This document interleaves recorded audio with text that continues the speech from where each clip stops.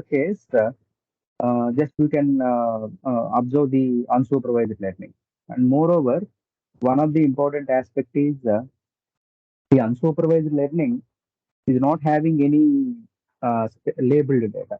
Like, so just it is the responsibility of the data engineer or machine learning engineer. I'm using these terms interchangeably at this moment, but there is a lot of difference between those two guys. Just I'll let you know who is data scientist, what exactly data engineer does, and data analyst. Although we are interchangeably using, and of course, at times in teams also they share the appropriate responsibilities. Those things, however, we'll see, but there are some common points where every data member should know, no matter whether he is data analyst or data engineer or machine learning engineer or data scientist. So such kind of aspects we are going to discuss in today's session, guys. So in the certificate perspective, and as well as to consolidate your understanding related to the data science or data engineering or whichever the aspects, there are certain milestones we have to know. Okay, so as an engineer, you know how to handle the SDLC process, or you should know about the how network behaves, what exactly the database orientation. Similarly, we're having some sort of terminologies and metrics we should understand, right? Coming to the unsupervised friends here, it is pretty, uh, I mean, various things are combined into the unsupervised format. Like, sometimes the study of the clustering and as well as the principal component analysis, market basket analysis, association rules. Okay, all these things comes under the category of the unsupervised aspects. Okay. Now, apart from these kind of the conventions, okay, we have studied the kind of the classifications.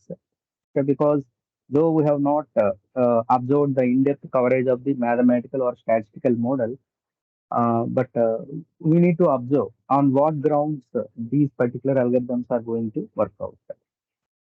Observe here, guys, k nearest neighborhood. Okay, this works based on the distance measure. Okay, so this particular distance measure helps that suppose I am having some sort of the data where that particular data is relevant to uh, is used to find out the similar classes. How can I say this particular aspect is suppose any doubt there? Someone has unmuted. No doubt, no? Kannan. Yeah. Okay. So here, no problem.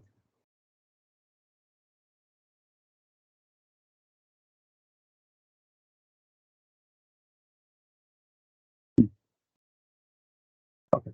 If you consider the distance measure, guys, maybe observe that there is a rank. Generally, students clears the entrance examination, and they use to see whether I can get in NITK or NIT Tiruchi. Okay. Likewise, we are having certain NIT Warangal, something like that. So nearest to their bank, okay, they can at times see, okay, so like whether I am going to get CSE, ECE, or Triple E, something like that. So the people who are having the rank, maybe 2000 or 3000 in the general category, okay, so the query is like, so he is a general and his rank is maybe 3500. And again, there is a kind of the class, state and non-state candidates. So in the examinations and all. So in that particular case, assume that is a local. Okay, maybe he belongs to Karnataka, he might belongs to Tamil Nadu. Like that, he's having that local.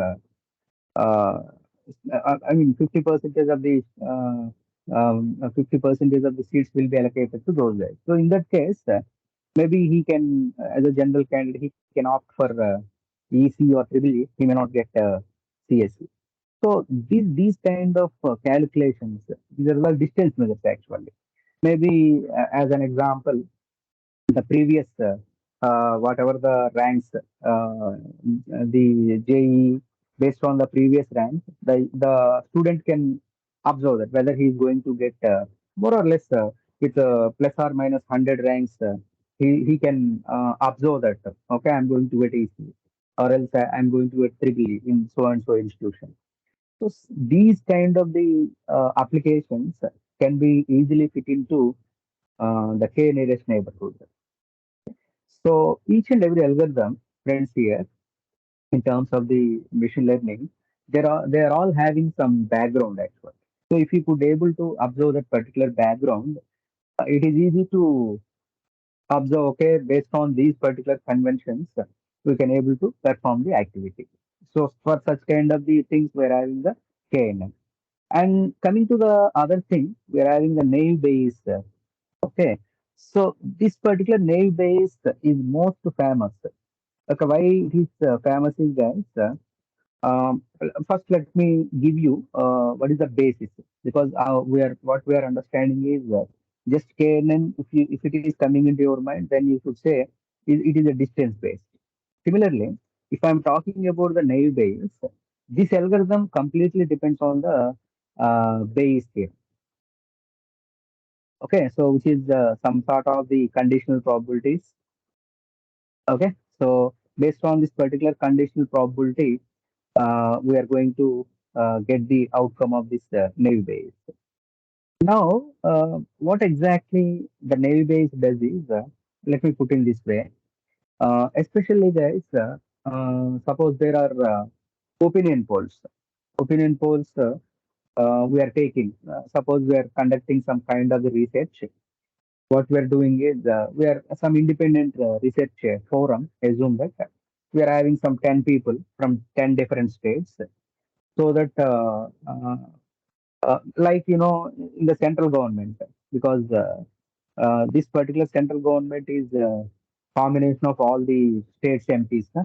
So what we are doing is some states are having only like Pondicherry and all. We are having very less number of MPs. I'm not sure whether two or three, maybe that much.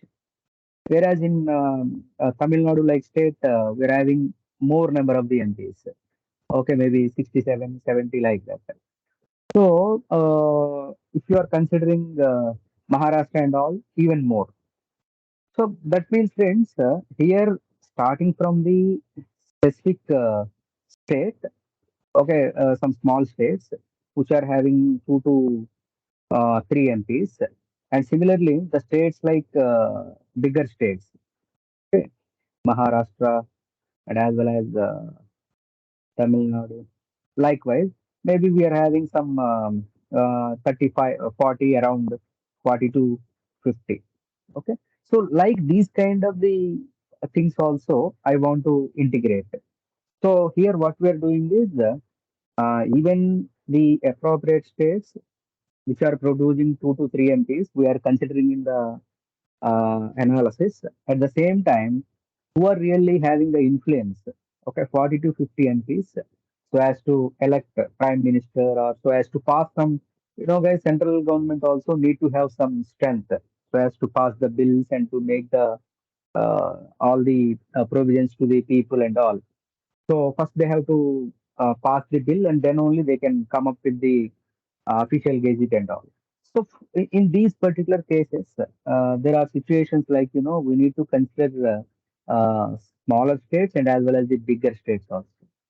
Like in a technical way, what you can do is weak learners and the learners who are normal, all the even we are giving the preference to, we are giving space to weak learners also. Okay, so what is the advantage of this particular naive Bayes is, guys? Irrespective of the contribution.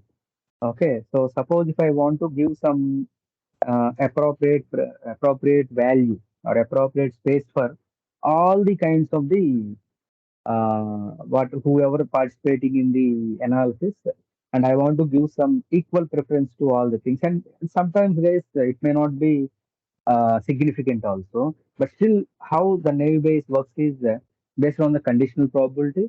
At the same time, we are having the Bayes theorem and the kind of the applications, where which are really contributing more, and at the same sometimes, which are contributing very minor, which are known as the weak learners technically. And why we need to give the preference to the weak learners case? Can someone help me? What is the reason behind? Just I'm using the chat window. Okay, so just I'm asking you this thing, guys. Why we need to consider weak learners also as per naive Bayes? Just to, add your thought, friends. No problem. I'm not asking you the exact answer. Uh, See, one important trick I'm saying here. You have to explore, guys, in terms of data science, machine learning, uh, data analyst kind of thing. We are getting lot of projects.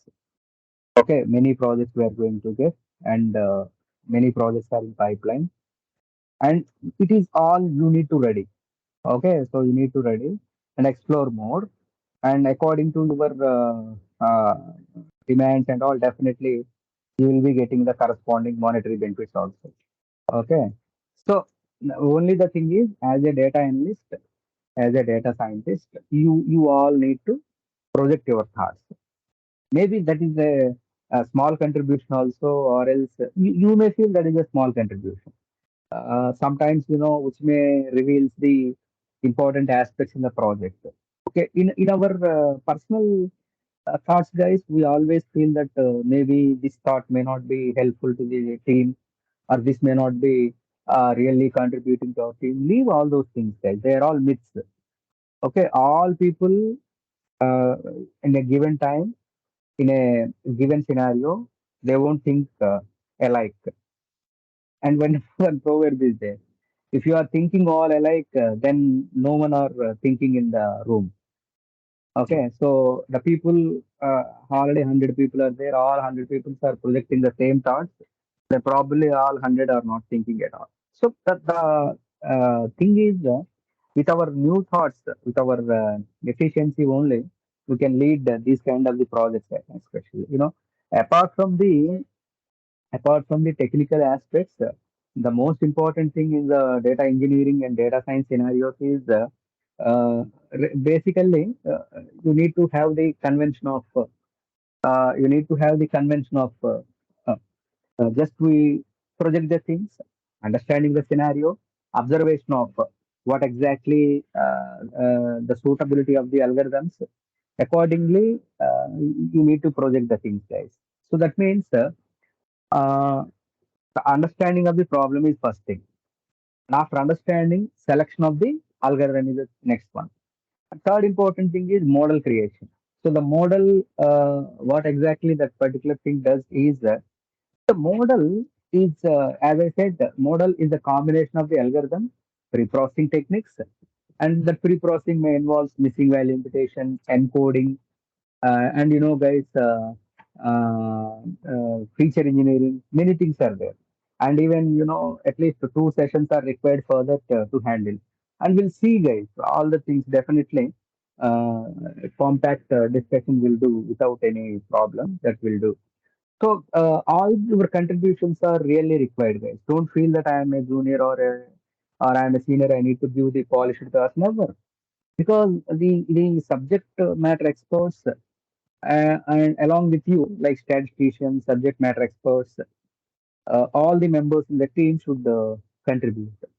So their contribution is really playing a vital role. Okay, but only the thing is we have to leave that myth of okay, my thought may not guide the appropriate thing. Okay, so just I got some answers. Let me see that. Which is my favorite part actually, the trainings. Very good. Uh, Computationally, very simple. Ansari says, okay, naive is computationally very simple. Actually, to revise your thoughts, guys, what I am doing here is, let me give you the example. That is one example I have given. And text analytics is very good in naive case, with the, especially while performing the text-based analytics, text processing. Your naive is really helping. Maybe like this case. So we have gone to some restaurant, and that restaurant asked us, can you guys can come up with some app? So we want to we want to know that the pulse of the customers. So like maybe we are not ready to manually share the feedback forms, and because they are in a hurry, so maybe airport or maybe railway stations or bus stands, people don't have that much time, guys, to sit and give the feedback. But in terms of Zomato and Swiggy, you can give the appropriate feedback, and that we are not giving also. Even that those guys ask us to give the rating, and maybe in our busy schedule and all, we may not respond. So in that case, simply just will give some feedback in terms of awesome or okay, not bad, like that. Some phrasal weights we are going to give, like rather than giving the entire aspect, just we are giving the phrasal weight kind of. And but still, those particular simple words are emojis.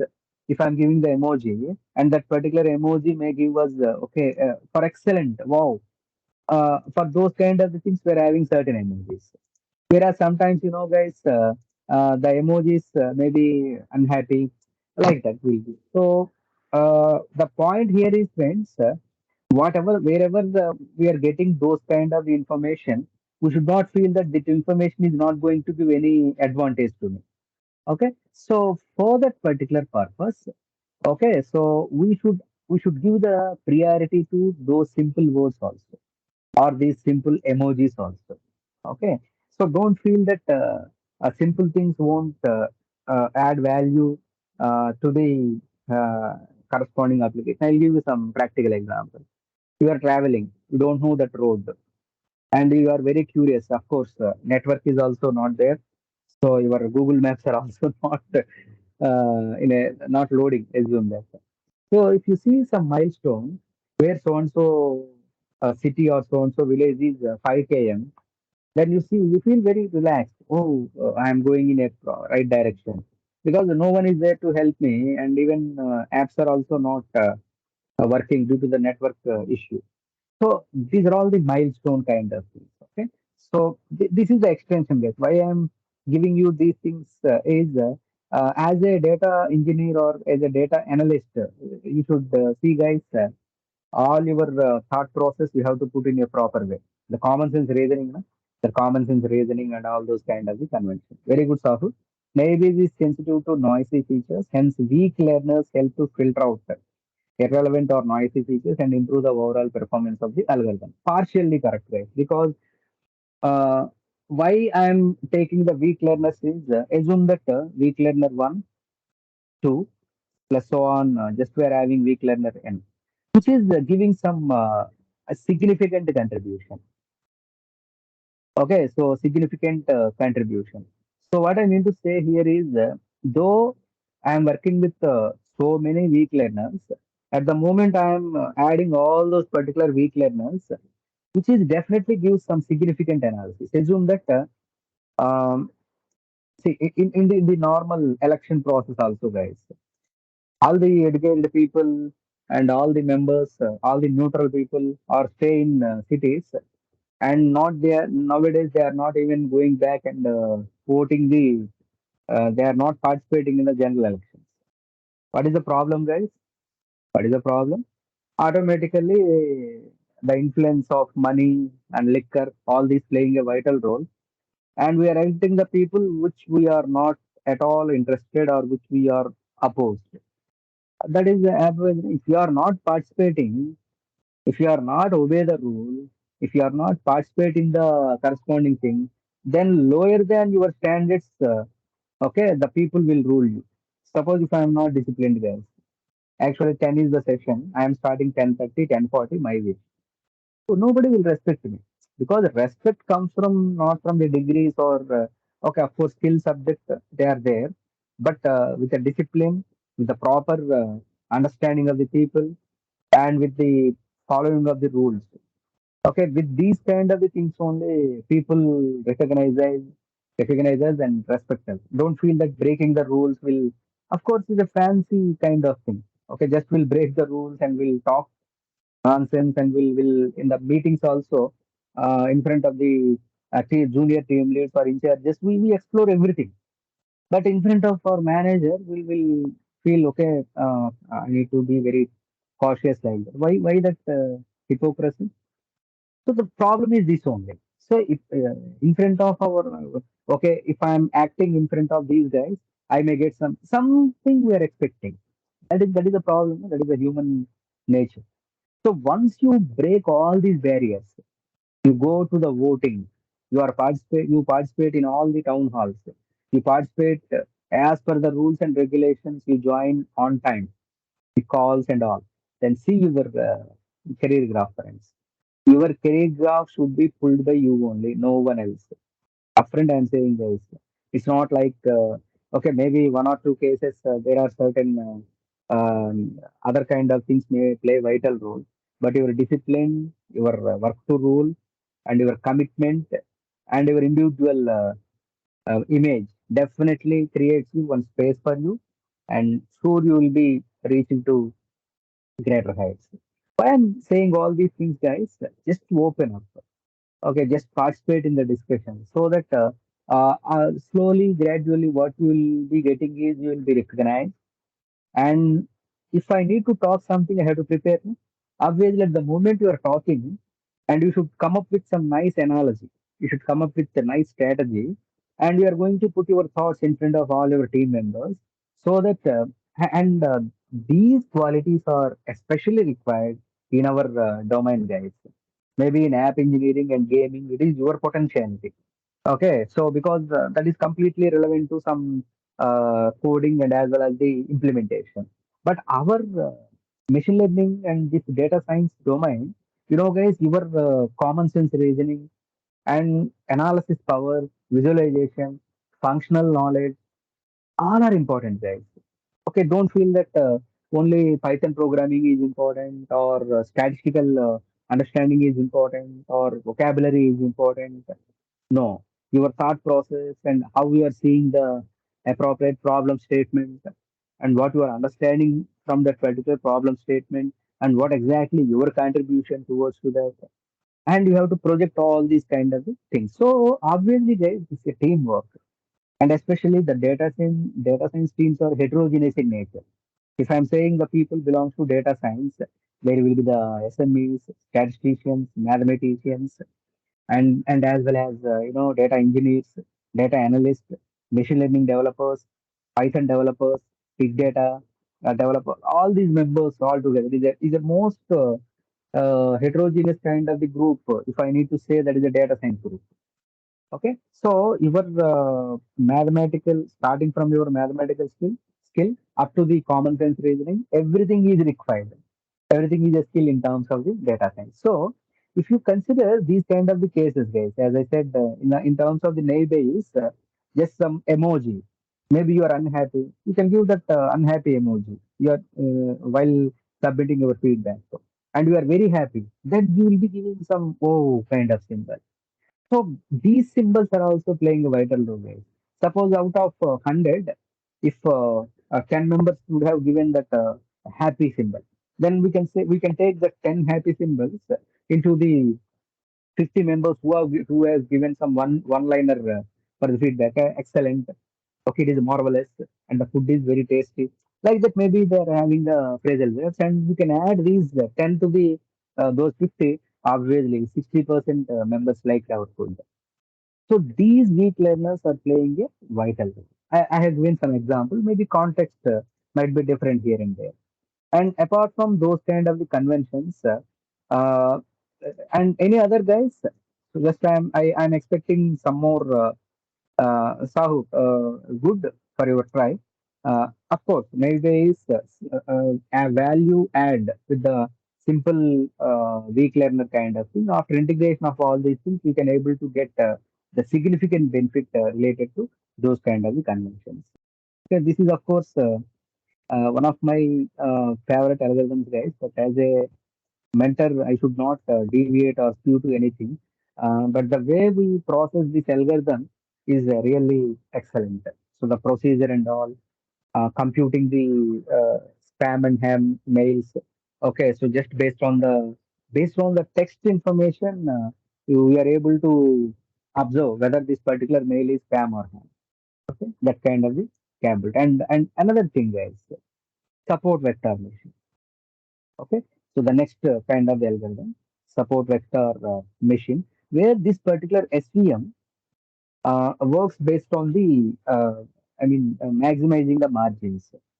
Uh, what it says is, suppose if I want to perform some kind of the activity, what it does is just I want to separate the appropriate multiple classes. The best example is in the medical diagnosis. Suppose whether that is a benign or malignant, whether that cell affected by cancer or not. So in those particular cases, just image processing and as well as recognition of the corresponding images and for all these kind of things, support vector machine is most suitable. And moreover, guys, there is a concept called kernel trick.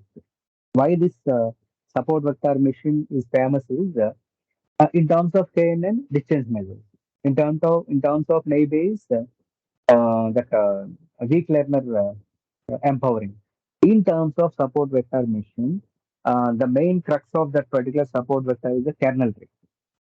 So what do you mean by this kernel trick is, guys? Here, maybe three or four dimensional data, okay, or n dimensional data. So if I am working with the n dimensional data, and I may not have any possibility of managing the things, okay. I mean, if it is a two dimensional, three dimensional, I can draw the x axis and y axis. If it is three dimensional, x, y, z axis kind of thing. Four or five dimensions, if I am having, guys, like practically maybe the medical image data and all those things may not fit into the x and y axis. So the main advantage of this SVM is conversion of, okay, conversion of higher dimension data, conversion of higher dimension data into two dimensional is the main advantage of the support vector machine. Friends, here see one by one algorithm I'm giving to you. So definitely you can have the observation of, oh, in these particular cases I need to use. Especially guys, this is the KNN, maybe some distance computing and all. This is the naive base. If my application demands empowering of the weak learners, then I can go to the naive base. Now we are talking about the support vector machine, which is giving the kernel trick. Kernel trick is something like where there are multi-dimensional data, and I want to convert that particular multi-dimensional data into the two-dimensional format. Okay, whatever the dimension I'm having, so just those particular kind of the dimensions, higher dimension data into the two-dimensional.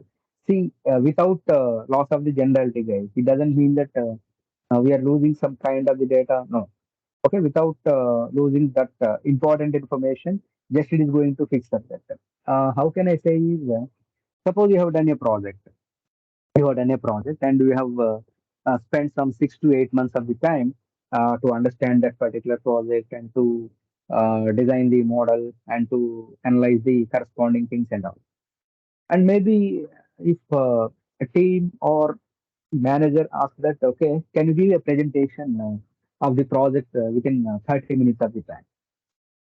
So that 30 minutes, what we are doing is, whatever the work you have done from past 8 or 9 months, you are going to summarize that particular work, and you need to give the summarization, like highlighting all the existing aspects and what is your contribution and how you have taken the help of other team members and how you got that achievement of the milestones, all these things. So the summarization really, because all the members may not travel with you, because every day we cannot sit and observe or monitor. But at a moment, maybe in the cadence calls or in these particular monthly or these kind of the calls, definitely we have to come up with some analogy. And that 30 minutes of the time is very crucial so as to give the convention of what we have done and how we have achieved. So this is something like the support vector machine. So the support vector machine is something like whatever wherever I'm having the higher dimension data, as the representation and processing of that higher dimension data is very difficult. What we are doing is just we are making use of. Okay, just we are making use of converting that higher dimension data into the two-dimensional format. So for this particular thing, we are making use of the support vector machine. So this is the advantage how you can perform. Apart from that, okay, the most commonly used kind of the thing is the decision trees. Decision trees. What is the decision tree and how it is going to mention that? Friends, you all know that binary tree and head balance tree, Adels and Wellscan land is binary tree. All these things, the people who are having the background of data structures in their course. Decision trees, as the name implies, just they are generating or populating the appropriate tree based on the corresponding condition. Now, this particular decision tree, we are having the calculation of the entropy, information gain. Okay, with these kind of the measures, we are going to populate or generate the decision trees. And most importantly, guys, this particular decision tree is used to perform the aspects of spam or ham mails. Okay, and then whether that particular person is going to join or not join in our organization, it is something like HR analytics. Okay, maybe from his past data, we can achieve that. Now, one more thing, guys, the most important aspect in the decision tree understanding is uh, it works both for continuous and discrete data. Okay, so uh, just what you can specify is continuous data or discrete data. And moreover, guys, so if you are making use of the convention, like even for the in a general consideration, I can say numerical or categorical data. In both the aspects, never mind any kind of the data, no problem. Whatever the kind of the data, whether that is a numerical data, categorical data, continuous data, discrete data, whichever the kind of the data, for all these kind of the data items, your decision tree is one of the best suitable combination because decision tree is not having any restrictions on the data. Any kind of the data can be given to the decision tree algorithm, and it come up with a nice analogy of all the substitutions, all the kind of the observations. Now, one more important thing is it is too early to say, but of course I cannot hold. Definitely, it gives some sort of a wow moment for you in terms of decision trees. Friends, here decision tree is not only for the classification. We are very clear that classification is nothing but a yes or no kind of thing, but it is also works for regression model also. Regression which is giving some number, numerical outcome. So um, though it is not meant for the regression kind of thing, later, okay, at later point of times after the advent of the decision tree and random forest, the developer realized that decision tree is also better performed in terms of the regression usage. What I mean to say is these decision trees basically belongs to the classification model, no doubt about that. But decision tree classification, okay, so decision tree classifiers are there, and as well as the decision tree regression is also there. Decision tree regressor, it is also performing well. Okay, so the DT regressor, okay, is a kind of representation, guys, where if you consider uh, how decision tree classification is performing, almost equivalent performance we are going to get with the decision tree regression also. Then what it does is, for the yes or no kind of the applications, you can make use of the decision tree. At the same time, for the sake of this uh, numerical outcomes, numbers also, you are going to apply the decision tree regression. And of course, now you may ask this question: can I use support vector machine? Yes, of course, guys. This is also available in two formats: support vector classifier, support vector regression. Okay, so and of course, in fact, this is also common practice of applying. But your KNN and naive-Bayes, KNN can be used as a regression in rare cases, guys, but that possibility is there. But naive-Bayes is a typical classification algorithm, though we are having some sort of usage, but for the text analytics, for the sake of the classification, as this is working with the conditional probability, naive-Bayes is tailor-made for the classification. But all your other algorithms, including KNN, or works with support vector, I mean regression methods also. Especially your SVM and decision tree, almost equivalent to your classification performance. You can expect the same kind of the reports in terms of the regression. And moreover, okay, suppose there still you are maybe having some doubts. I'm very new to the machine learning team, and though I'm having some 1 or 2 years of experience in understanding of the models and all, but if I want to load some data and if I want to achieve some reasonable performance of the corresponding model, then what is the best suitable algorithm? I mean, without any hassle, can I without any thought process, can I opt any algorithm which is definitely give the reasonable performance? Yes, of course, friends. That is what you call your random forest. Okay, so random forest is the ensemble learning, and the key factor behind this random forest is, guys, integration of multiple trees. See here, like this, you are having option of in Indium. Okay, so you will be given two options: DE. Maybe DE side, you are expected to have some big data knowledge along with loading and pre-processing. Whereas in the same kind of the thing, we are having the ML development where we are expecting some scikit-learn and some sort of visualizations, all these things. And one more genre is also there, guys, which is the data science, data scientist.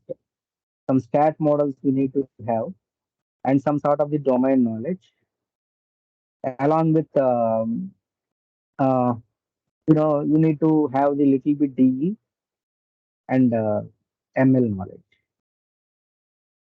So these three genres, guys, and there is a debate actually going on. Like maybe you're asking uh, your friends, 4 or 5 friends. Maybe you can ask in a common room or individually. Somehow you ask the same questions to 5 different members or 6 different members. Nothing true. Assume that like this. Decision tree is a kind of thing where only one aspect is there, and with that particular one thing, with the help of the entropy or with the help of the information gain, we are going to perform the activity. Random forest is nothing but such a group of the decision trees, maybe 10, 20, 100, whatever. So here, before taking the decision of whether you want to be DE or ML developer or a data science developer or data scientist, you ask your friends, like, me, of course, from past 3 years, we are working together. Now I need to decide that. Rather than decision, I want to enjoy the skill set of multiple tools and technologies. Then your friends can say, yeah, I observed that you are a bit interested in the statistical understanding also. And I think we're having by this time we worked with insurance domain, banking domain. So luckily that project is also under the banking domain. So better you take the route of data scientist. Like that, we may get some kind of insights. And some other people may say that, okay, I observe that you are a typical programmer and you know how to implement the logics in a stipulated time. And I observed that your visualizations are also excellent.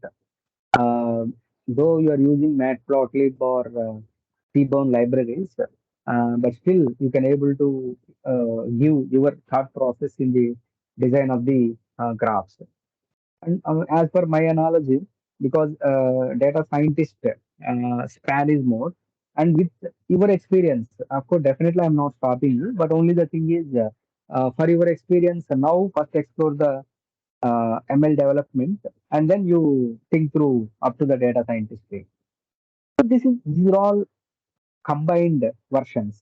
Okay, after combining, you may end up your decision with all integration of all these things. So now the random forest is doing exactly the same thing. Ensemble.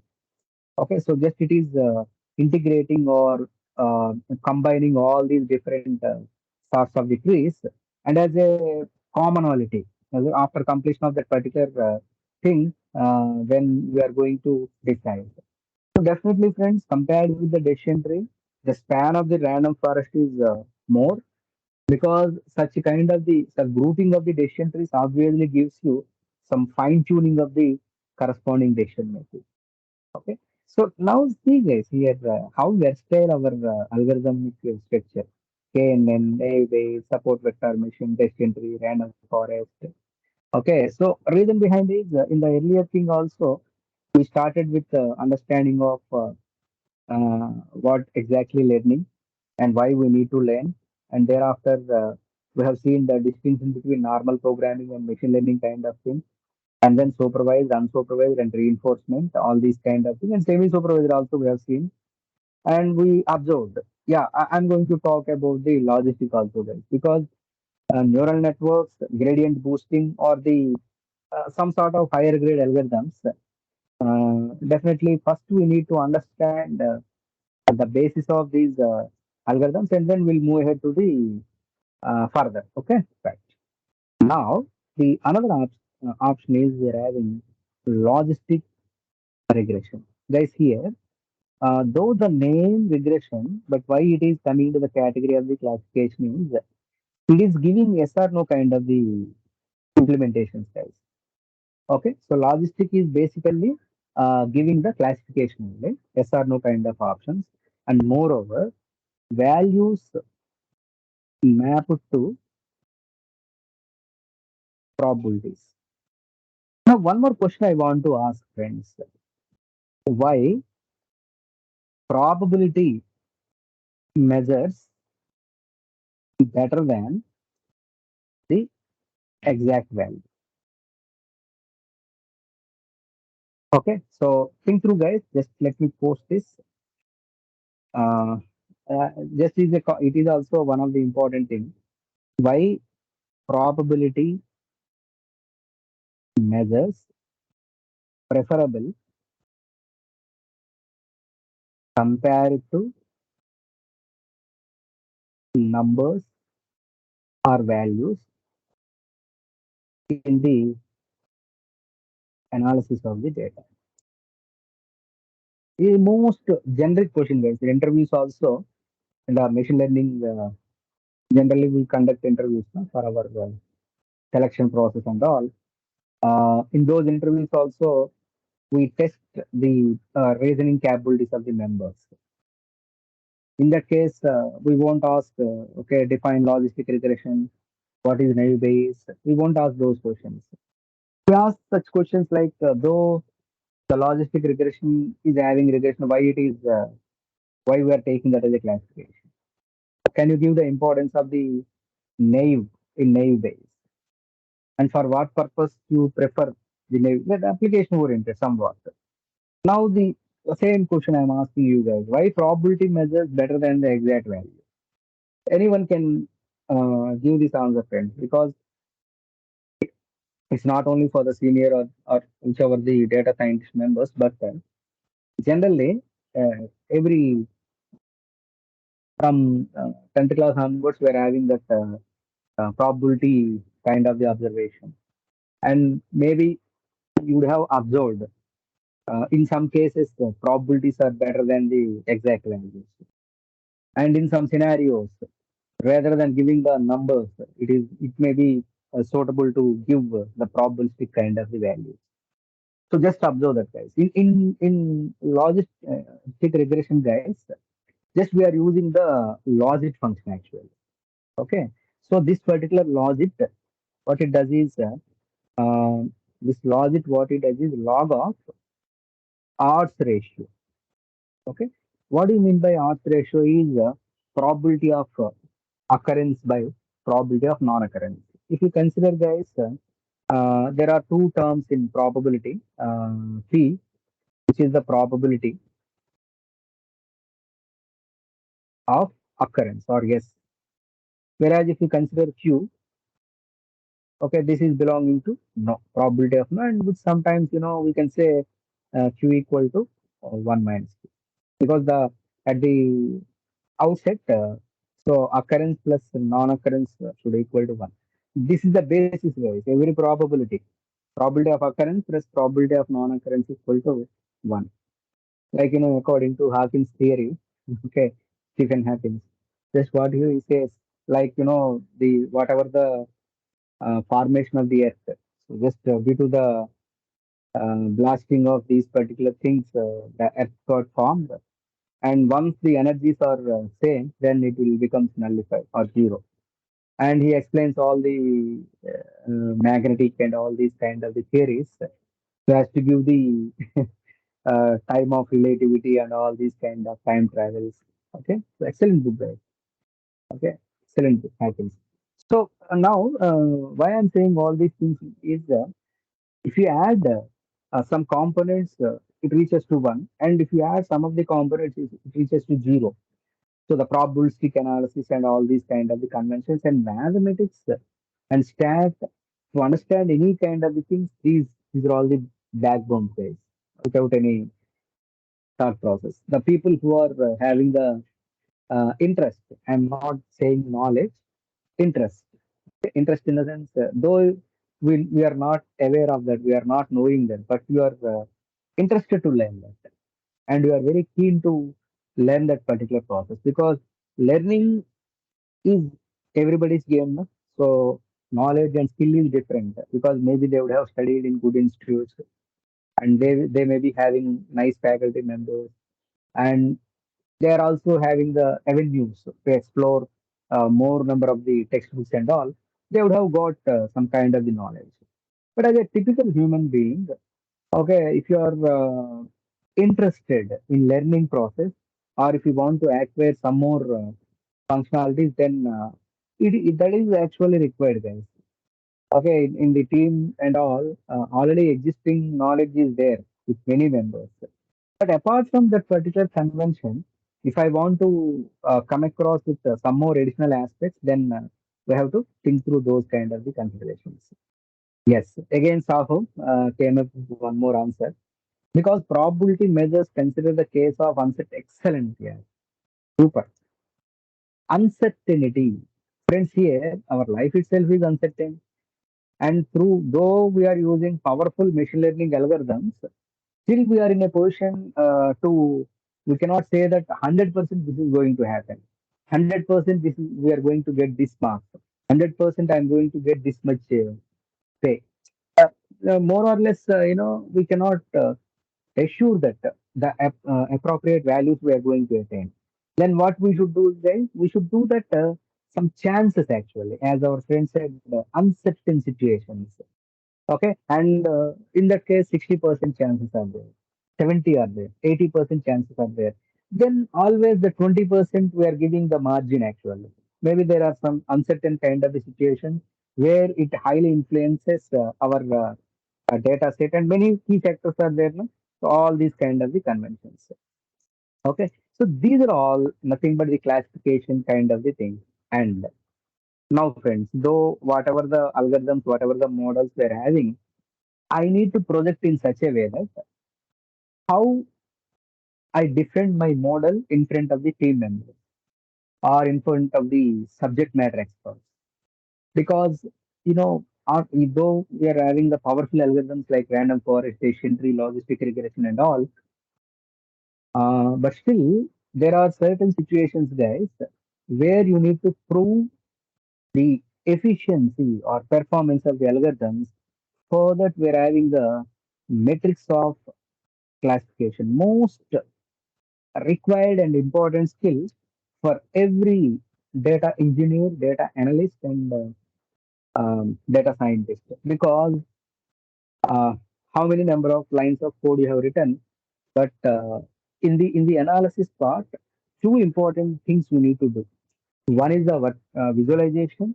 With the help of that particular visualization, one can identify, okay, the sort of analysis of the data. Another way, the second important thing is through numbers. Numbers in the sense, in the earlier session also we have seen the accuracy, precision, recall, F1 score, all these kind of the considerations. So out of these two also, the most evidential part is your measures or metrics. Okay. And friends, believe me, in the data science examination or in the data engineers certification exam, we are getting questions, at least 3 to 4 questions we are getting in metrics of the classification, metrics of the regression. They will give some scenario and they ask us the suitable metrics. Or maybe they give some metric and they ask us the suitability.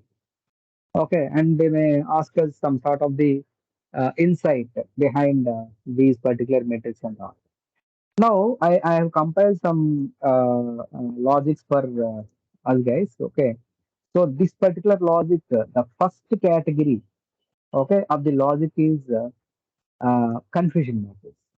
Okay, the name is like that, but it won't confuse us anymore, guys. So, what exactly this confusion matrix is? Have a look on this. So the most important measure, guys, because as a part of as understanding of this confusion matrix, we are going to get some byproduct actually. So the byproducts are accuracy, precision, recall, all these mathematical equations we are going to get with the confusion matrix. And let us observe what exactly it is. Confusion matrix is a table that is often used to describe the performance of a classification model on a set of test data for which the true values are known. Yeah.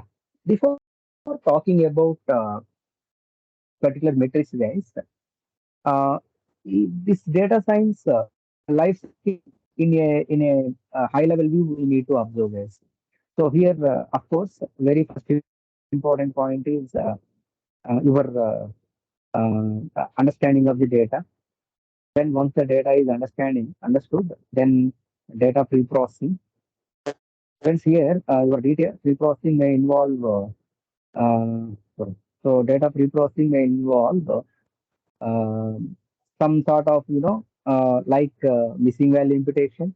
Many are there. We have seen 90% of the data engineer's task is to handle the data pre-processing. That is missing value imputation, okay, or else feature engineering, or else we need to encode the data. Okay, majority of the times we are involving in these three aspects, and majorly I'm saying once the pre-processing of the data is over, then we need to perform train and the test split. Okay, now one question I'm asking you guys. Oh, let me finish the data science life cycle steps and then I'll put some questions. Let me see how many of you are giving the answers. Once this train test split is over, then I have to feed the model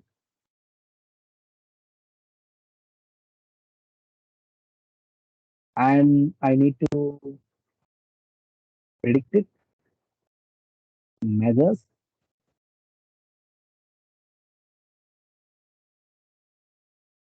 measures, and metrics applicability and interpretation, interpretation of the methods, whatever the methods we are using.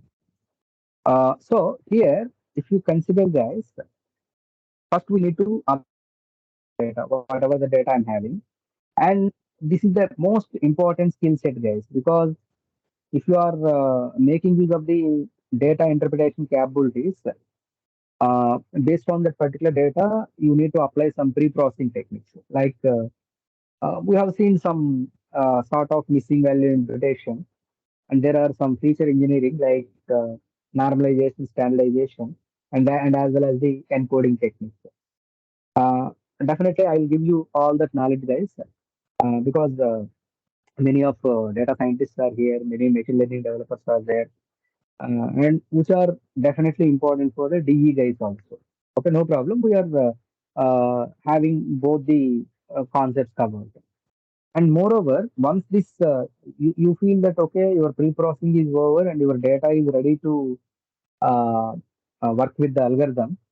And as I said, model is equivalent to your data, algorithm, and as well as this fine tuning of the corresponding parameters. So that model, once you got fix it, then you should predict the, you should fit the model. Fitting the model is nothing but with all these kind of the data, whatever the algorithms you are having, all these activities you can perform on top of the model. And your predictions, all the predictions you can perform. And then once the prediction, within the prediction guys, there is a simple thing. With respect to this model, we are going to apply the training data. And with respect to the prediction, we are going to get apply the test data. Okay, we are going to get the test data. This is another thing. And on top of that, whatever we are talking, now just we are introducing the measures and metrics. And finally, after achieving that corresponding class, the appropriate values, we have to interpret that. Okay, whether it is enough to have this much accuracy, or we need to do some more functionality. So the point here is, guys, just at the moment you are talking about the measures and metrics, these are all greatly helps us.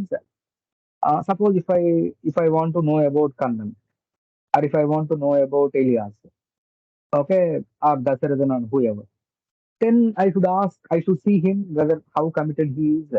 And from past 6 months or 1 year, I need to observe him. Okay, so just I may give no problem because they're all committed guys, and above and beyond also they are thinking and they're helping us for the sake of the company and team. So we can add some more responsibilities to these guys. Similarly, after implementation of your model, after observing some sort of the predictions of your model, you should conclude that model. No? Conclude in the sense, of course, definitely based on the data only, but you have to get some insights of the data or some observation of that particular data. And without having those observations, guys, we are not in a position to defend our model. Okay. For that particular purpose, we should have the measures and metrics. Now, the first question, guys, for you, why we need to separate the data into training and testing? This is the first question. This is the first question. Second thing is, why uh, model test versus actual test need to perform. I will explain this because model test is something, guys, based on your model, whatever the outcome we got. Actual test means this model test is something I can say why predict technically. Actual test is nothing but why test. Okay, why predict and as well as the why test. Friends, I need your support here. uh, why predict and as well as the why test, because it's not a typical testing guys, because it is something like every data engineer, every data scientist should know. Okay, just let me paste the things. Take your time, guys, and you come up with your analogy. Why we need to separate the data into training and testing? That is my first question. Second question, of course, why model? Okay, model test versus actual test. That means generally we need to compare Y prediction and as well as the Y testing. So what exactly the performance we have to do? Just to observe that I am moving ahead. Okay, because we are having very less time. So just I'm out of interest of the time. Just we are moving ahead. Okay, but I definitely come back to you before the break, and I will see all the, because I love to hear from you guys. That is most exciting part to me. Okay, of course, skill set empowering and all these things, but talking with you and answering your questions, seeing your charts is one of the most favorite things of mine. Okay. Please let me enjoy with your answers and all. Right. Okay. Now, this is the life cycle, guys. Life cycle, of course, we have not covered many things, but we have seen some sort of the algorithmic orientation, uh, had to see the pre-processing techniques and all. But only the important aspect is if you are making use of that convention of understanding of the data, we should be very cautious, guys. Like, how I'm getting the data and in what way I need to fine tune the data. And after fine tuning of the data, still the data need to be revised or something. The capability here, guys. Let me uh, give you a data engineer or data scientist capabilities. Uh, Common sense reasoning, analytical skills, and then some sort of the chat model understanding. Okay, I'm not talking about any technical guys. These are all the things every human being is having. Maybe if you are facing some issue, you need to travel something somewhere. Okay, because some conference is there, or else we have designed a research article and we have to project in front of some intellectual members. So that we will be allocated with some kind of the funding for the project and all. Maybe government project, assume that. Now, the common sense reasoning for this particular thing is the most burning problem. Maybe handicapped people are facing some issues, old age people are facing some issues. Okay, we want to design some app. Maybe if they are in a worry, or if they are having some anxiety, or if their blood pressure levels are gone high. So just we want to warn the nearest members, maybe caretakers or whoever. Okay, common sense reasoning in the sense the most burning ahead. Analytical skills. Okay, what is the feasibility? Okay, which are all the skills required to achieve this thing? We are planning to analyze the data, and beyond that particular threshold, if heartbeat or blood pressure or whichever, then we need to want some sort of the skill set. Stat model. What is the mathematical model? Comparison. Okay, all these kind of things. So for every act, guys, okay, starting your day and planning your day. So see, I need to teach these topics.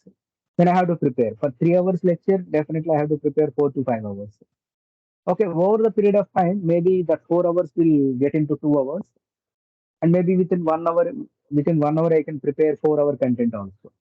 So that means it all depends on your experience and your capabilities and your reasoning. Okay, all these kind of the conventions. So the point here is, guys, initially, while preparing any algorithm or while implementing any model, you may require some 15 to 20 days. Maybe over the period of time, from junior to senior, if you are moving, then rather than taking 20 days, maybe 1 week or 10 days max, you can achieve the convention. See, that is due to the common sense reasoning. analytical skills, and especially if I'm talking about the data science kind of the mindset, your stat model also playing a vital role. Okay, these are all the common skill set required to maintain the convention. Now, as said earlier, we start from here, guys, because this measures and metrics not required any additional things, whatever we have discussed. Okay, whatever we have discussed, that is enough. You need not have study about the additional aspects. That's what I want to cover these as a part of the certification. At the same time, machine learning concepts.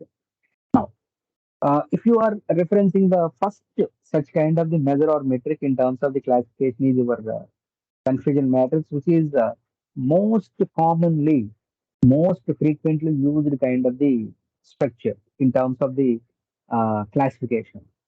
So, confusion matrix is a table. Matrix means a table formation that is often used to describe the performance of a classification model. Okay, so just pretty clear that, guys. Okay, in the examination, they are interchangeably asking the questions. For the classification model, they are giving the regression measures. For the regression measure, they are asking us, can I use these classification models? So be cautious. Like few kind of the metrics or few kind of the measures are only work with the classification. Few measure only work with the regression.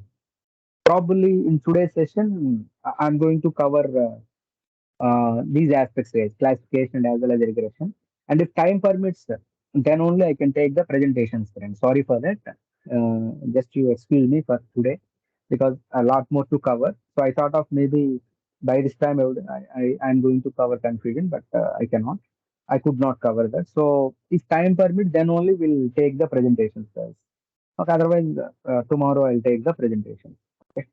So now if you consider the matrix kind of thing, your confusion matrix is a measure of the classification model, and this particular classification model, you know that, okay, like some sort of we are having various kinds of the classification techniques, KNN, naive Bayes, support vector machine, decision trees, random forest, logistic regression. If someone asks you what is the specialty of the SVM kernel tree, naive Bayes, weak learners also we are embedding, KNN, distance calculation, uh, then decision tree.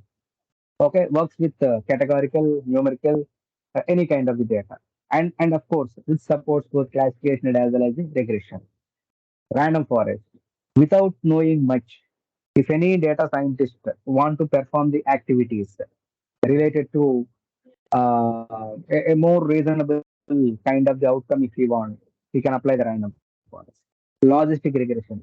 Rather than the values, it is always preferable to have the probabilistic analysis so that we can perform the activities as our Sahu said, uncertainties are more in the understanding, especially the data sets are coming in all the shapes and all the entries. So as to analyze that particular data kind of the thing, definitely you should have some probabilistic dependency. Okay, so like that, so just we need to give some basis of all these kind of the algorithms. Now, one question I asked is actually, yeah, let me see how many of you are giving the answers. Today very slow. Oh, my goodness, excellent guys, thank you. Yeah, the feast for me is a high feast.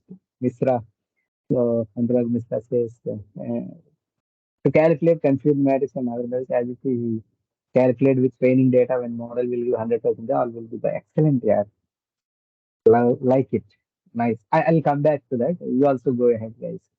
To verify and tune the accuracy of the trained model. Also, from this comparison of results, better feature selection can be done. Always revision. Very good. Jatin says, excellent. Firstly, we have to give some learning to the model, to the training data, and have to test the model using the testing data. If the model is giving right prediction or not based on that learning, model test and actual test needed to see accuracy and prediction power of the model. Jatin, yeah, correct. But only the thing is a lot of here and there just to edit the framing of the sentence. Otherwise, it is definitely making sense. Nice. Okay. So Shahrukh says after fitting the model, we need to check the model performance. You need some excellent, yeah. This is the word required actually. Unseen data. Therefore, we split them, and to check how good our model we can predict, we compare y test and as well as y and suitable metric. Excellent, yeah. Shanmuga says the train test split for evaluating the performance of a machine learning algorithm helps the better understand the model characteristics. Okay, and Mono says train test separate used for evaluating the performance of the ML model. Train test use train the and make model learn the hidden features in the data. Test set use the test the model after completing the process. Good. Vedanta. Training tries to find out some pattern in the data while minimizing the error rate. Testing is done on fresh examples to estimate how our model is performing on the new inputs. Perfect. Okay. Excellent. Yeah.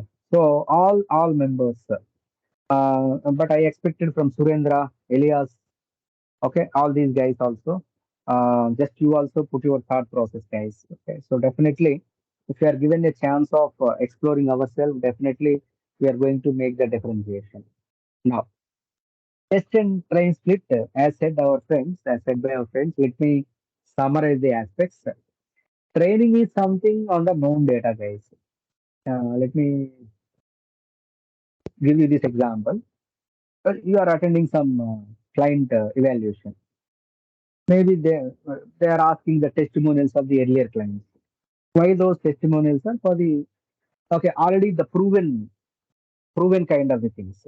Proven in the sense maybe you would have worked with Kia or you would have worked with some Uber like that. Maybe our other clients and those clients would have given some Hall of Fame kind of awards or whichever. So which gives the basis of okay this guy is committed and he's having technical knowledge on that. Testing is something, suppose they may ask you what is your strength area, which are all your weakness. And maybe this domain you are not explored, this you are completely new, then how do you manage the thing? So the testing is for the sake of understanding your readiness guys. Similarly, what we are doing is out of 100 records, maybe that percentage also your wish guys, maybe 70-30, 75-25. And your wish in the sense just you need to explore. Sometimes this particular split also playing a vital role. Some research is showing that if I'm going with the 75-25, maybe some sort of prediction I got. And if I'm increasing that 70-30, in that case also maybe I'm getting more accuracy or prediction. It all depends on the data set. Again, I'm coming back to the same point again and again because that's how the understanding is. We cannot say multiple words related to the fact. Fact is like that only. Truth is like that only. Okay, there is no flavors or extra stereotypes for the truth. Truth remains same. Okay, so if you consider the appropriate training data is something which is used for the model building, and uh, based on that particular trained data, the model observes the patterns of the data. That is one step. Next step is once the model building is over, the next important aspect is you need to test the data. On what data we have to test? Original data only we have to test. That is what you call your Y test actually. Okay, because there are two important things, guys.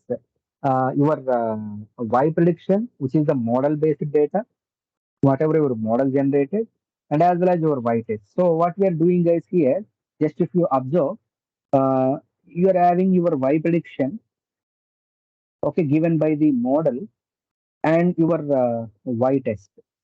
This is the actual separated data, and your Y prediction is model based data. Okay, whatever the model we are having, and on top of that particular model only, we are applying some observation.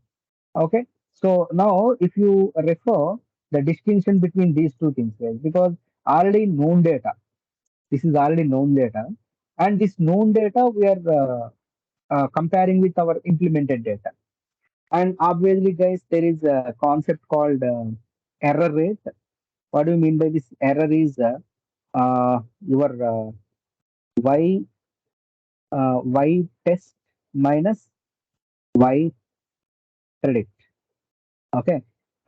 So y test minus y predict. Now observe here, guys. If you observe this kind of thing, this should be minimum, no? Because always error should be minimum. There is a common sense reasoning. Error should be minimum. Should be minimum so that our model is good. Okay, so this is the baseline, guys. Okay, this is the baseline how we are performing.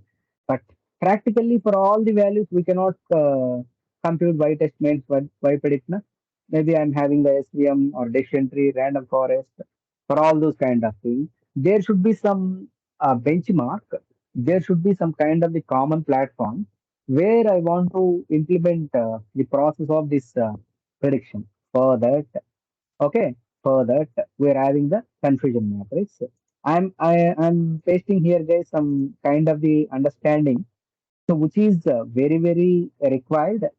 And of course, based on this particular thing, you can apply to any sort of the model, guys. There is no restriction on that. You can apply any sort of the model based on this particular confusion matrix, but some terminology is there, and this particular terminologies are very much useful in the understanding of the models. Let me set the context. Context here is there are 165 patients in our data. In reality, 105 patients have the disease and 60 patients don't have the disease. The classifier predicted out of 105, okay, observe here, guys, out of 105, 110 patients says yes, okay, and out of 60, 55 it has observed. Okay, there is five differences. Here actually 105, but it has predicted as 110. It is 60, but it has predicted as 55. Okay, that is the context here. Now you observe. Okay, put some thought process on this, guys. Uh, Now, if you consider this kind of the model, there is a matrix, you know, as already we have seen. Your confusion matrix is something which is available in the tabular format. Now, think through actual no, actual yes, predicted no, predicted yes.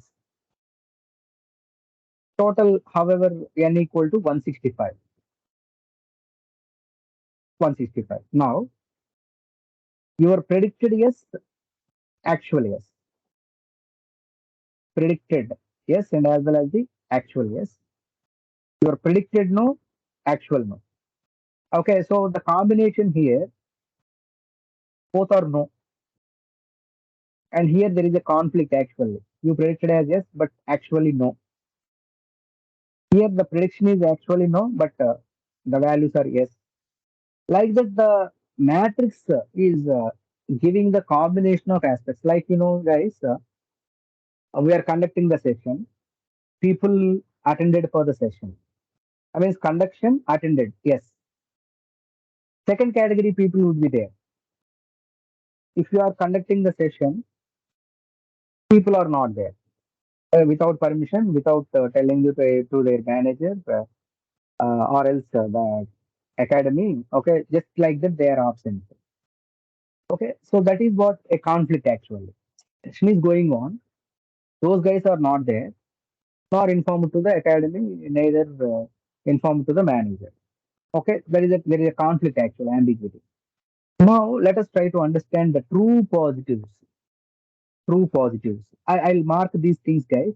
But just to observe that how we are going to observe those things, like actual no, actual yes, predicted no, and predicted yes. So that is the scenario. The true positive is something. There are the cases in which we predicted yes, and they do have the disease. Your model predicted as yes, and of course actual value is also yes. That is what we call the true positive. True positive. There are cases in which we predicted as yes, and they do have the disease. Perfect. True negative, this is also same, guys. We predicted as no, and they don't have the disease.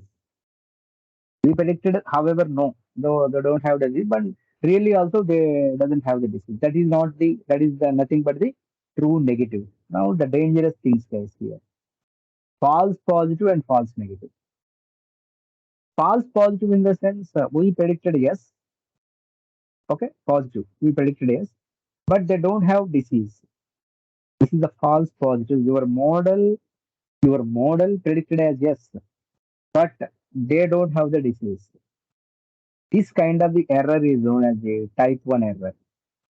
Error, why we are saying error is guys simple.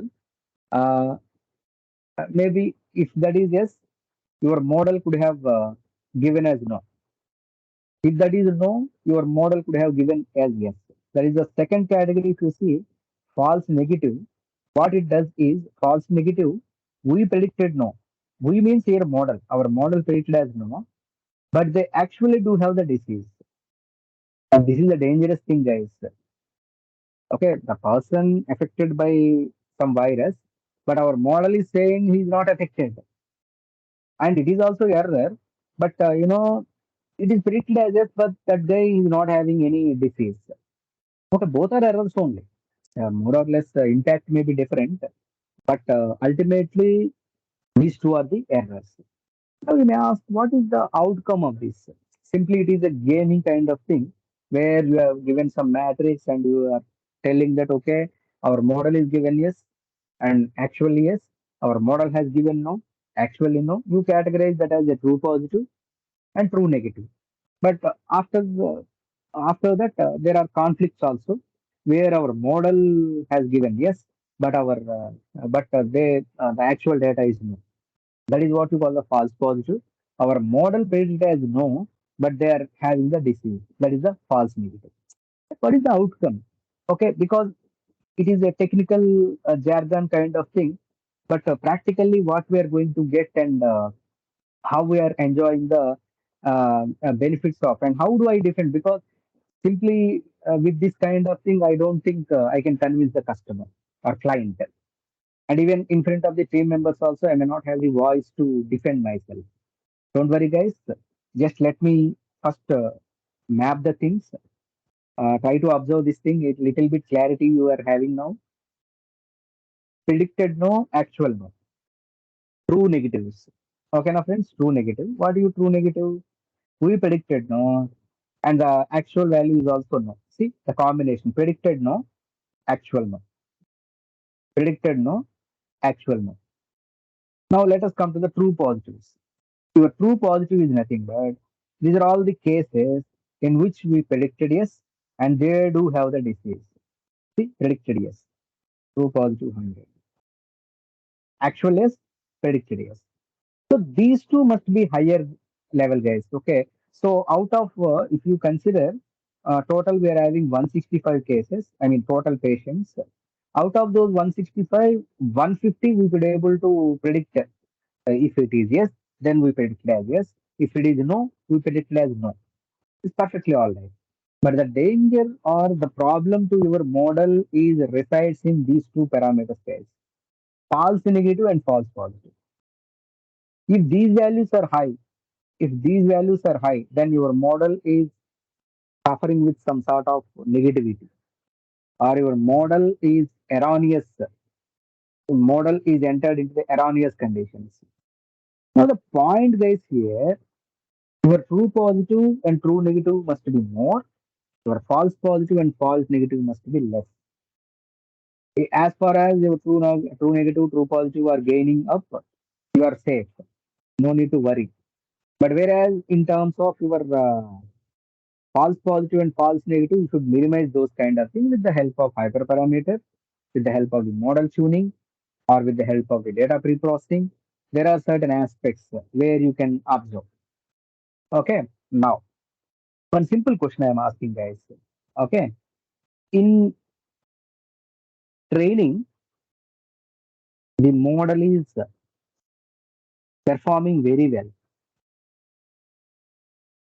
very well. But in the testing,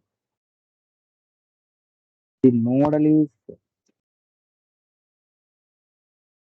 really giving bad, really not doing well, like that we will see, not doing well. Then what is your understanding? Can see here. So just observing, we are observing some sort of the model, and this model is really doing well in the kind of thing. Like, okay, let me paste the things. In training, your model is really well. That means, as far as the training model is considered, 95% accuracy you achieved, guys. 95% of the accuracy. But at the moment you shifted from training to the testing, model miserably failed, guys. 65, 68, like that it is giving. It is 95 in training model. We got that 95 percentage of the accuracy in our training model, in the training of the model. But now we end up our testing with 65 percentage. Now, tell me, guys, what is the reason behind? Because in training, it is a tiger. In testing, it is a paper tiger. Okay, how come this happens? Okay, so there should be some solid understanding. It's not a fluke, or it's something like it's not a random or something. There should be some solid understanding where if you are considering the training and as well as the testing kind of thing. In training, your model is really well, but in testing, it's not. Okay, yes, I got some answer. Hmm. Surendra says testing model is bad, then this means that we might have more false positive and more false negatives, maybe. Uh, okay, model is overfitting, yes. Overfit model in the sense, guys, yes, of course, but there are two terms actually. There are two terms actually. I want to give some kind of the task, guys, because bias and variance and the trade-off between them. Actually, two as I, answer is correct only, guys. Okay, so overfit the model is nothing but model is good in training, but not doing well in testing. Let me give you the scenario. Let me give you the scenario. Like we are planning for the appraisal, and what we are doing is, friends, just we are making use of some sort of the convention. Okay, uh, it has given to some leadership or research team just to verify how US, UK, India. Okay, how these three countries are giving the appraisal. Appraisal is not only some sort of raising of the salary, guys, raising of your talents also, raising of your skill set also. Now, if you observe, we have given some Udemy access, and we insist on, okay, you have to spend at least 20 minutes of the time. And one more thing, maybe training, at least in a year, some 40 hours of the training you have to attend, like that. And then obviously the certification also, guys, some certification, at least one in your domain of knowledge. Okay, so this is one thing, and more than that, okay, if you are publishing the papers and if you are doing something, that is a different genre actually. Okay, participating in the blogs, writing, and all. Now you observe this. What happened is our leadership only studied about US and UK, and they came up with the analogy, and they have suggested this model. Okay, they have suggested this model and connected to your KPs and all these things. But in the this is all part of training, guys. Actually, the training is done on top of these parameters. But suddenly, I'm giving the testing data from India. Okay, from India, I'm testing the data. What happens, guys? Our model never exposed to India data. India data never exposed means it is very new. Again, it has to learn. It has to observe the patterns. It may not because how much we are giving 25%, but in the training we are giving almost 75% of the data. Okay, so it is a responsibility of the machine learning engineer or data scientist to properly separate the data to cover all the dimensions. Friends, here one important thing. Um, Suppose you are working in the team building, individual capacity, skill set, communication, uh, individual team player. All these are the important things. And individually are very good. Your communication is also good. Your skill set is awesome. But you are unable to cope up or you are unable to integrate with your team. Okay. Similarly, in this particular 75 percentage of the data, we have given only some portion of the data. We have not covered the entire dimensions of the data. And this particular Indian data, as you are not, as you have not given, then obviously you are going to get some kind of negativity or maybe erroneous kind of thing, or if the model is not trained well, actually.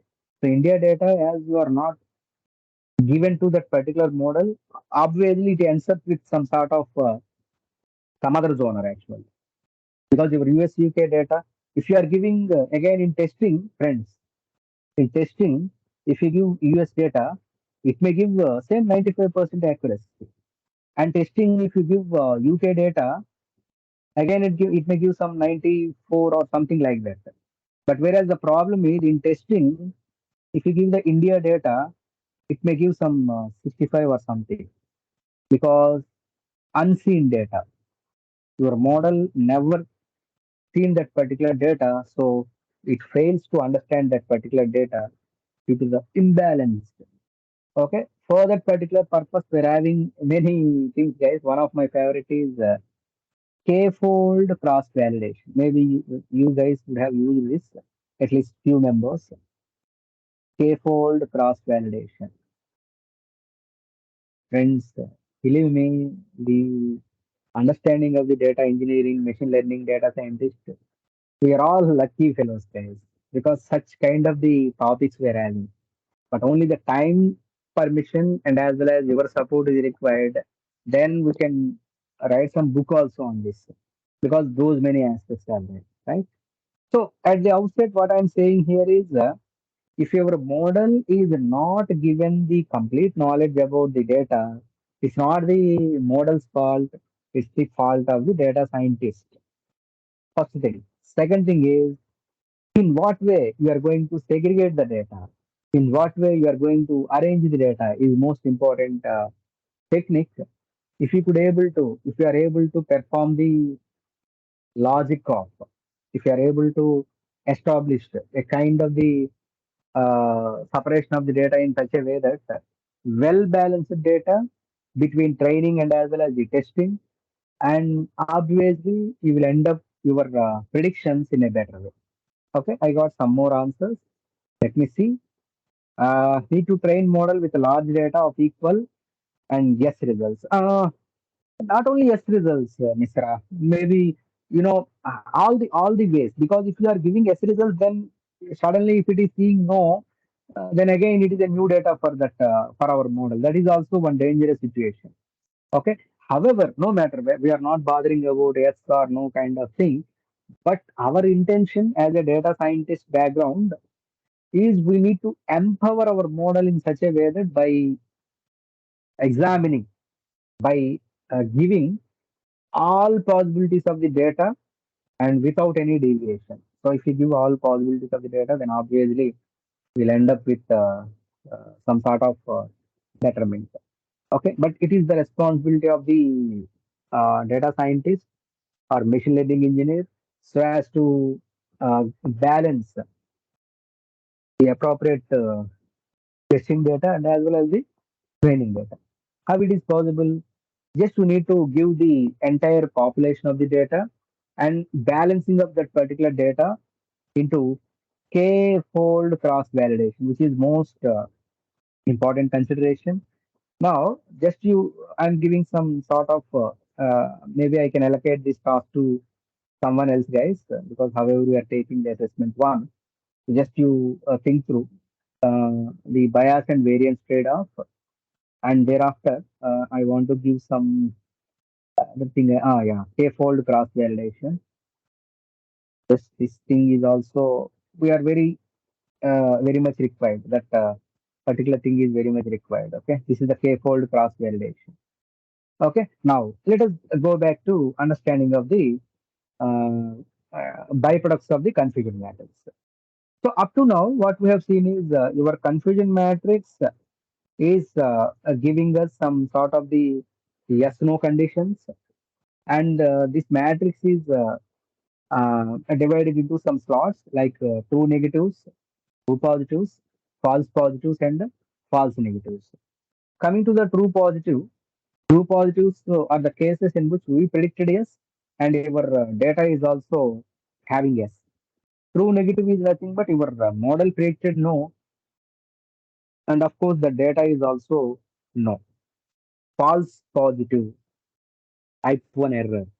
We predicted as yes, but your data is no. Your data is providing as no. False negative. We predicted as no, but they actually do have the disease, type 2. Okay. So we predicted as no, but they actually have the disease.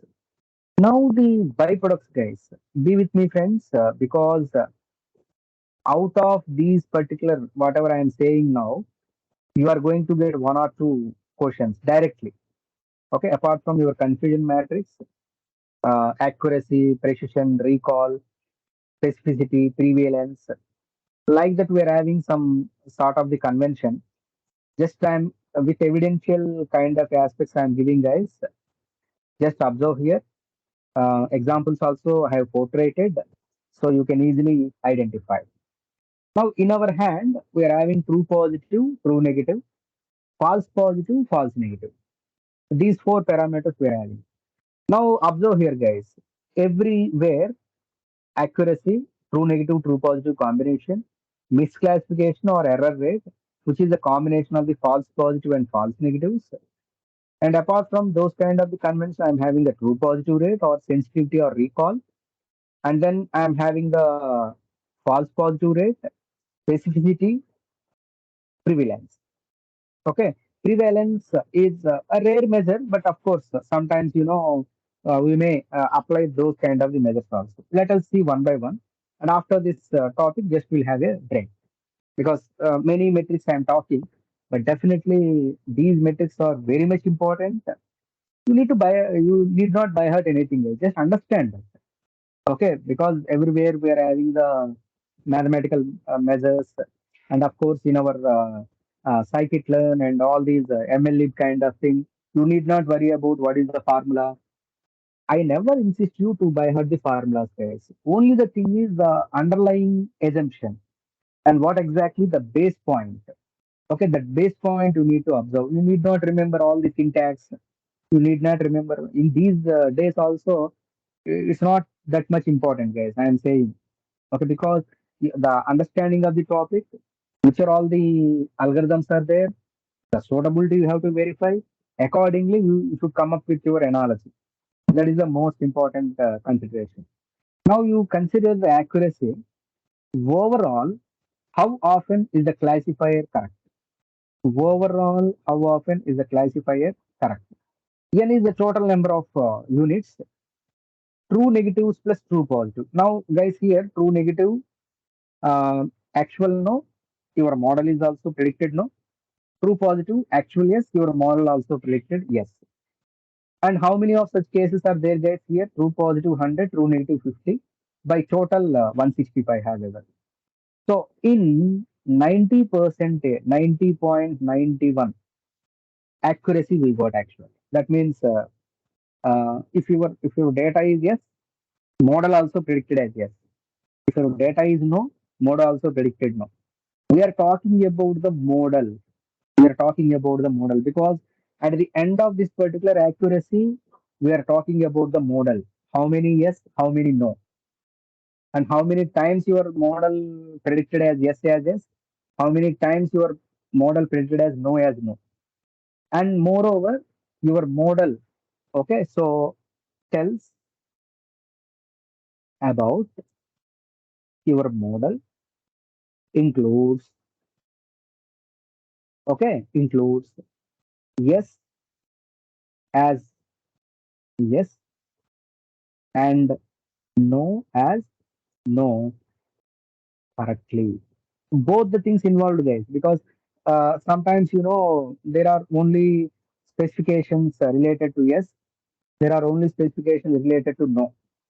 But this particular kind of the thing is something like it is telling about your entire model. Accuracy is a measure which is telling about your model, your entire model. Okay. And moreover, it is not only scoping yes values, but also scoping no also. Okay. That means you want to give the appropriate report model level. At the model level, you want to give, and you don't want to segregate between the positives or negatives, and you want to empower your model in such a way that uh, how many times yes and how many times your model I mean total yes is there, how many times your model predicted properly. So this is how you can refer the accuracy. Now friends, sometimes there are certain cases, how many failures are there in your model, because the type 1 and type 2 errors we have seen, and that is what you call the misclassification rate. Okay, so as the name implies, as we are talking about the classification techniques and the metrics also, we are making use of the classification. So this misclassification rate is something like which is the error rate. Overall, how often is it wrong? How often is it wrong in the sense false positive? Your model is positive, but actual data is negative. False negative. Your model is negative, but actual data is positive.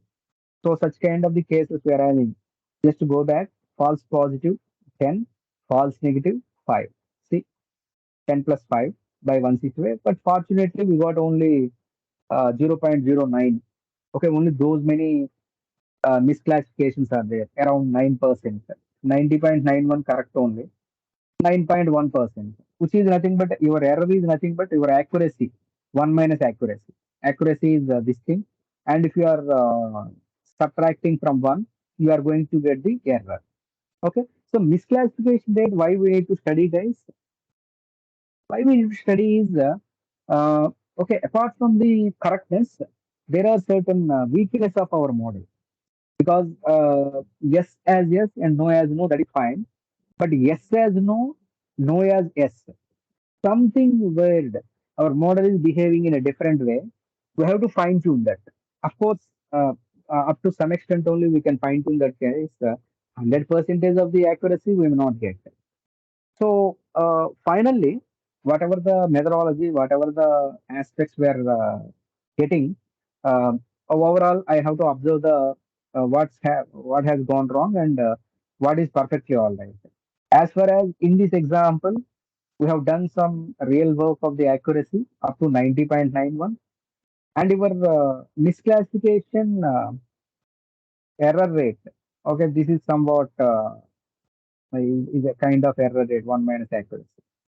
Okay, now true positive rate. Friends, this is one where we need to focus on. Uh, True positive is nothing but your model is yes, and the actual values are also yes. So in this particular case, guys, when it is actual yes, how often does it predict yes? This particular thing only focus on a real yes and model yes. That means how many times your model predicted as yes. Only focus on this point. Okay. And now there are certain cases, guys. Suppose you are very particular and we are very peculiar about um, how many times your model has correctly guessed that value as yes. Real S we are having 10, maybe 8 times or 9 times or 7 times. Okay, how many times the model predicted as yes, where your data is also yes. That kind of the measure, rather than calling as a true positive rate, sometimes you can say that as a sensitivity or recall. Friends, observe here, this particular thing, nonsense. Sometimes it happens. Original data is not okay. So some modification here. Okay. Okay. Ah, now you see guys, sensitivity or recall. If someone asks you what is the sensitivity of your model, what is the recall of your model, then true positive rate. Actually, yes, we are having 105, and your true positive we are having 100. So 95, okay, 95.24 percentage your true positive rate. Friends, here why I am insisting on this topic more is your entire 6 or 7 algorithms, whatever you have seen, all those algorithms, defense should be done based on these things only. And if it is directly the true positive, true negative, false negative, that is fine. But whereas we are very keen in the observation of, like, your true positive rate, that is what we call the sensitivity or recall. When it is actually yes, how often does it predicted yes, your model? Okay, and now we are not focusing on the entire aspects. We are not bothering about the no values. Our interest is if your data is containing yes, then how many times your model could able to observe as yes. Okay, uh, like out of 10 members, how many members attended for the session? Yes, only 7 members. Okay, 7 members. So that is what you call the recall. That is what you call the sensitivity. Okay. Now, if you are considering the outcome, okay, we have to see the equation: true positive 100, actual S value 105. So that just we are getting 95.24 percentage, which is really well, guys. Even it is greater than our overall. Okay. So that means your model is very good in finding out of the yes out of yes, rather than no, we have to see, that is the other thing, rather than yes or no, rather than tracking the entire data, your model is really well in finding out of number of yes as yes. Okay, so that is how you can refer the true positive rate. Okay, it is only focusing on the real yes and more or less how many times it is taken as a yes. Now, on the other way around, this is a false positive rate, guys. False positive. How do you observe this false positive is when it is no, how often does it predict as yes? Friends, one trick I am giving, false positive. Your second term refers to the model, guys, actually. Your second time, a term, maybe true positive. Positive is related to the model. True negative. Negative is related to the model. False negative. Negative is related to second word, related to the model. Now here false positive. False positive. When it is no, it is means actual data is no. How often does it predict as yes? Actually, the data is no. Friends, here the data is no, but your model predicted as yes. Your model predicted as yes. So that guys simple. False positive by actual no. Actual no 60 and your false positive rate is 10. So around these many percentages, so 0.1667, which is nothing but the false positive rate. Now, friends, here sensitivity is talking about the true values. Specificity, this is also one of the important things, guys. When it is actually no, I mean the data is no, and how many times it has predicted as no. Okay, that means mm, no's are there. Actually, we are having the 60 no's are there, NO, and 50 times our model is able to find out as no, which is the specificity. Sensitivity is talking about the yes, guys. That is what. Suppose in the hospital scenario, we are having the actual infected as 100, but our medical examination or our model predicted as 90 yes. Actual as predicted as. There is no disease. How many times our model find out that particular as no? Sometimes this is also required, guys. Like, actually no, true negative.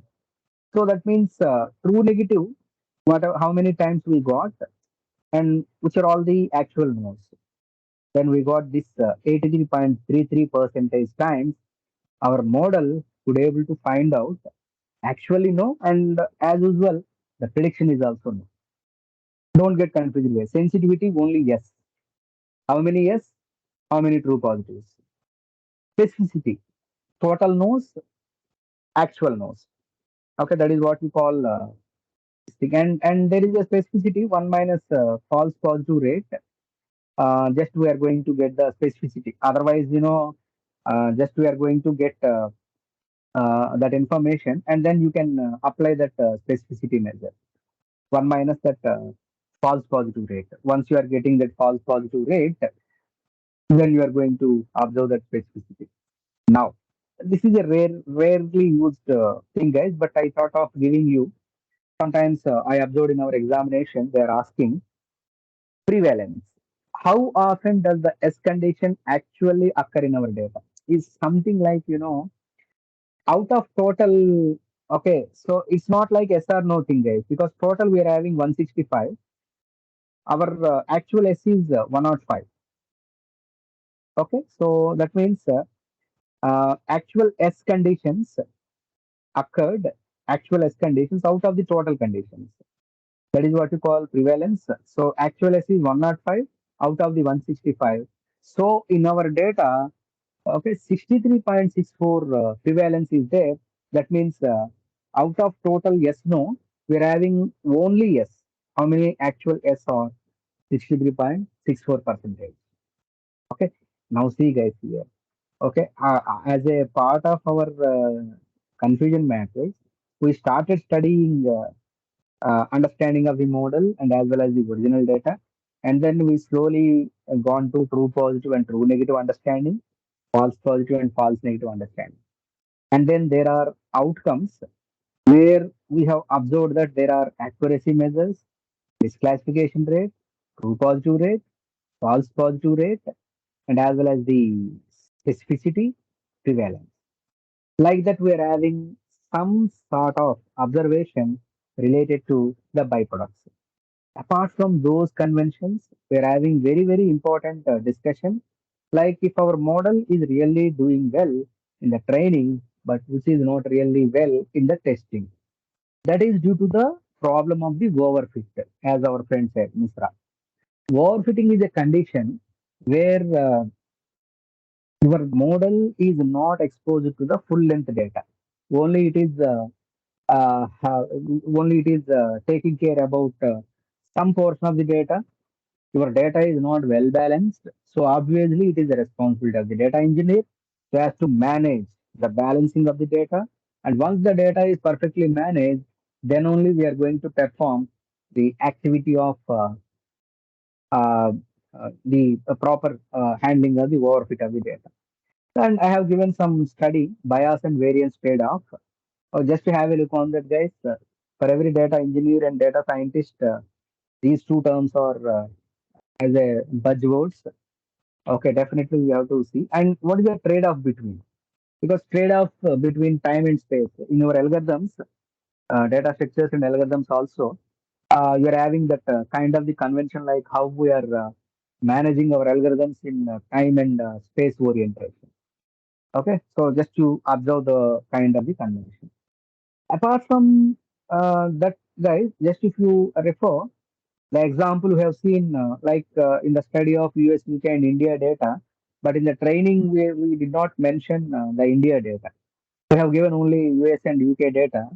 For US and UK, your testing is really well, 95 and 94, because your model is having idea about US and UK data. But whereas at the moment I am giving the Indian data, as that India data we have not given to our model, then it failed to understand that particular data so that our model overfit. Obviously, your performance is degraded to 65 percentage. Okay, so that is what how you can refer. But how do I handle this? Because always we talk about the problems only, but not the solution. But in this training, we are talking about the solutions also, guys. The k-fold cross validation. This is a perfect measure of managing the things related to the appropriate understanding of the training and as well as the testing, which equally, as you know, as the name implies, out of K category of the classes, it is distributing the data equally likely. So obviously, with the help of this k-fold cross validation, we can able to balance the all sessions, all classes of the data. That is what we call the k-fold cross validation. And one more thing, guys, at this moment, there is a situation actually. Like we are having some model, rather, I can say like this, we are having some algorithm with some n number of the parameters, n parameters. Then we should come up with the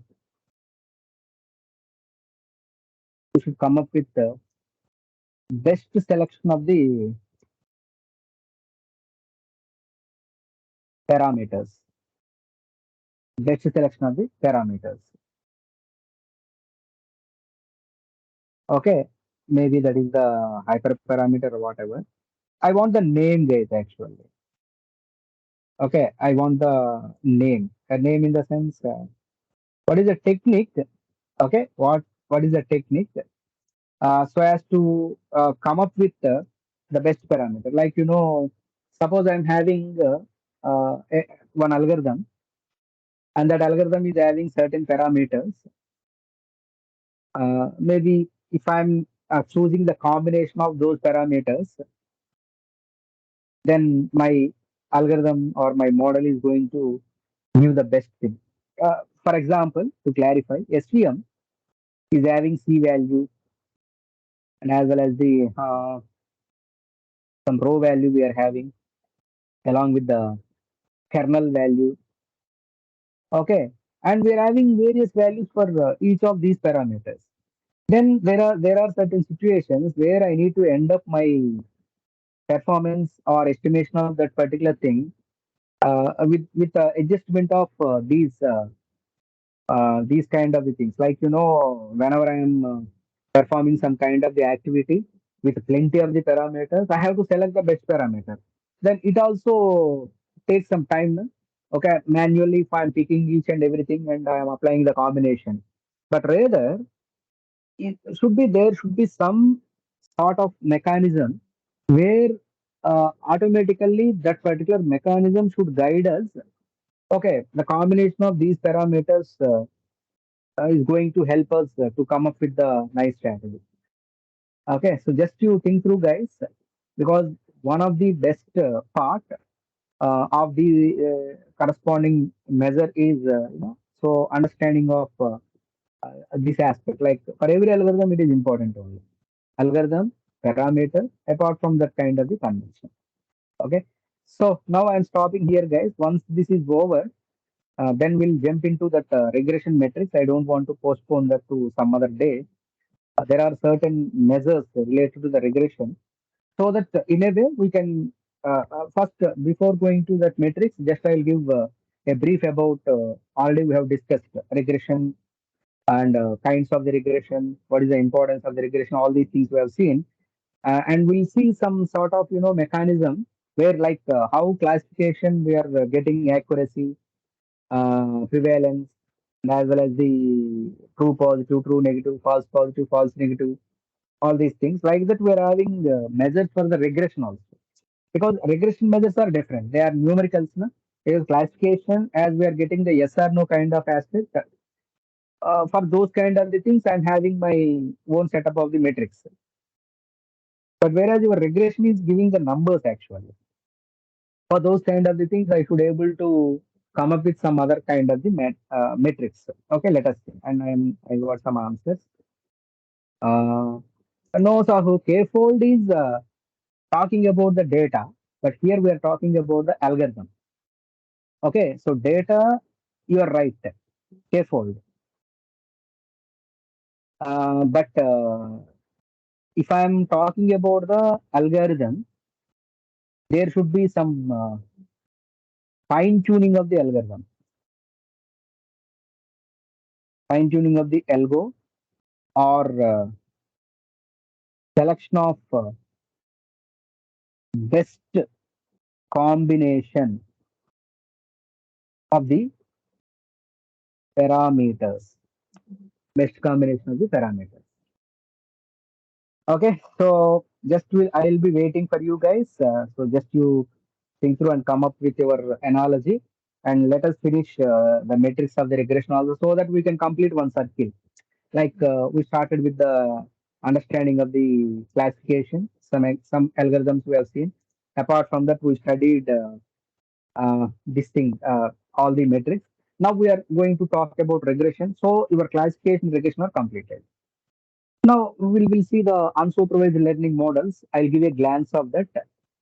Okay, and tomorrow we'll complete the Spark architecture once more, so that Friday you can be equipped with full fledged, because that is